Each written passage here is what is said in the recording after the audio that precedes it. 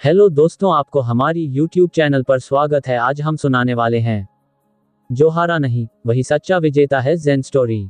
बहुत समय पहले जापान के एक दूरस्थ पहाड़ी इलाके में एक महान ज़ेन गुरु मास्टर कोजो एक छोटे से मठ में रहते थे। उनकी ख्याति दूर दूर तक फैली थी। कहते थे कि जिसने भी उनके ज्ञान का सही अर्थ समझ लिया वह जीवन के सबसे कठिन प्रश्नों का उत्तर पा सकता था। एक दिन एक युवा योद्धा रिंजो उनके पास आया।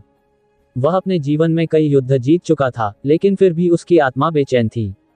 उसने गुरु से कहा, गुरुदेव, मैं एक योद्धा हूँ, लेकिन मेरे भीतर शांति नहीं है। मैं हमेशा असफल होने से डरता हूँ। मैं जानना चाहता हूँ कि असली जीत क्या होती है। गुरु को जो मुस्कुराए और बोले, तुम्हें उत्तर चाहिए तो पहले तुम्हें खुद को खोना होगा। अगर तुम इस यात्रा पर निकल सकते हो तो कल सुबह सूरज उगने से पहले मठ के द्वार पर मिलो। रिंजो ने सिर झुकाया और अगले दिन की प्रतीक्षा करने लगा। अगले दिन सूर्योदय से पहले रिंजो मठ के द्वार पर पहुंच गया। गुरु ने उसे देखा और बिना कुछ कहे पहाड़ों की ओर चल पड़े। रिंजो भी उनके पीछे चलने लगा। चलते चलते उन्होंने एक नदी पार की, जंगलों से गुजरे और एक खड़ी चट्टान पर पहुंचे। गुरु ने इशारा किया, यहाँ से नीचे देखो। रिंजो ने नीचे झांका। गहरी खाई थी, पत्थर नुकीले थे। अगर तुम्हें असली जीत पानी है तो इस खाई में छलांग लगा दो, गुरु बोले। रिंजो चौंक गया। क्या गुरु सच में उसे छलांग लगाने को कह रहे थे? क्या यह आत्महत्या थी या किसी गहरे सत्य की परीक्षा? उसके भीतर भय उठने लगा, लेकिन फिर उसने सोचा अगर वह हार गया तो वह खुद से भी हार जाएगा। आंखें बंद करके उसने छलांग लगा दी। जब उसने आंखें खोली तो वह एक फूलों से भरी घाटी में पड़ा था। उसे कोई चोट नहीं आई थी। गुरु को जो वहीं खड़े मुस्कुरा रहे थे। जीत हमेशा लड़ने से नहीं मिलती, कभी कभी समर्पण में भी असली जीत छिपी होती है। तुमने अपने डर से हार मानने से इनकार कर दिया, यही सच्ची जीत है। रिंजो को समझ आ गया कि जीत सिर्फ बाहरी संघर्षों में नहीं बल्कि भीतर के भय से पार पाने में भी होती है। रिंजो अभी भी घाटी में पड़ा था, लेकिन उसका मन गुरु कोजो के हाथ में उस अजीब पत्थर की ओर था। उसने पहली बार महसूस किया कि यह सिर्फ एक यात्रा नहीं थी, बल्कि कुछ और गहरा रहस्य इसमें छिपा था। गुरु को जो मुस्कुराए और बोले, रिंजो, तुम्हारा अगला परीक्षण शुरू हो चुका है। ये पत्थर तुम्हारी नियति का द्वार खोल सकता है, लेकिन ये तुम्हें परखने भी आएगा।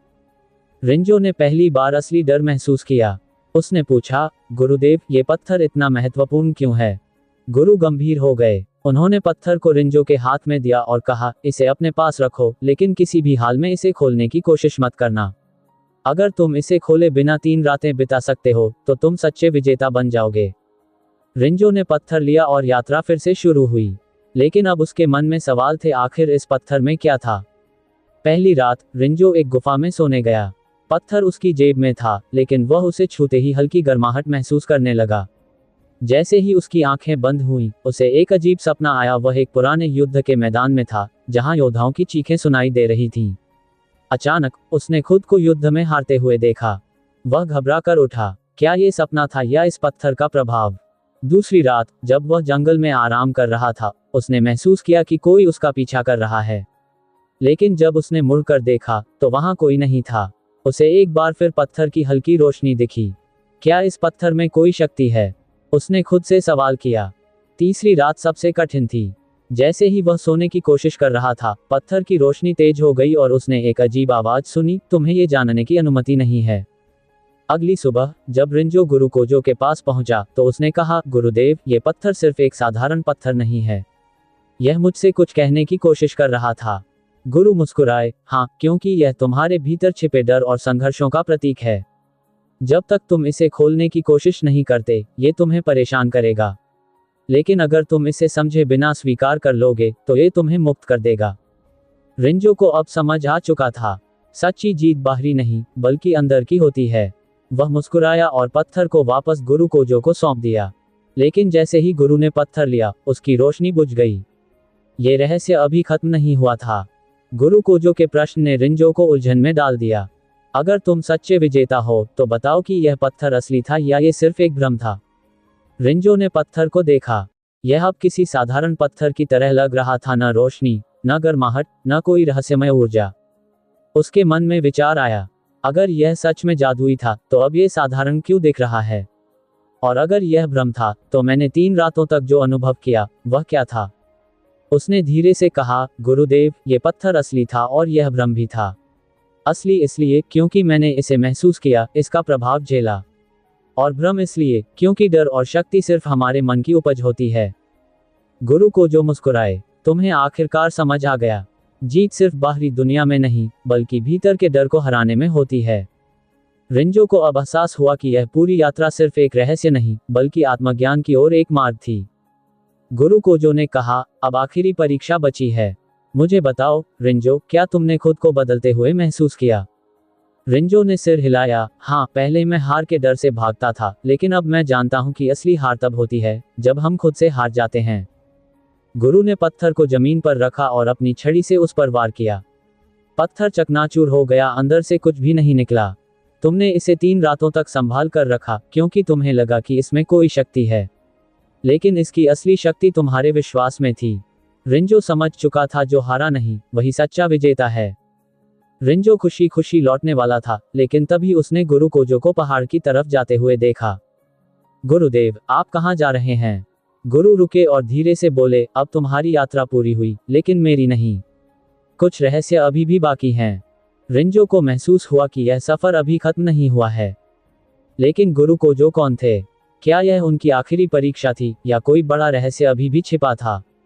रिंजो के मन में सवाल उठने लगे, गुरु कोजो आखिर किस रहस्य की बात कर रहे थे? क्या ये सिर्फ मेरी परीक्षा थी, या इसके पीछे कुछ और गहरी सच्चाई छिपी थी? वह चुपचाप गुरु के पीछे पहाड़ की ओर बढ़ा। जैसे जैसे वे ऊपर चढ़ते गए, हवा तेज होती गई और वातावरण रहस्यमय हो गया।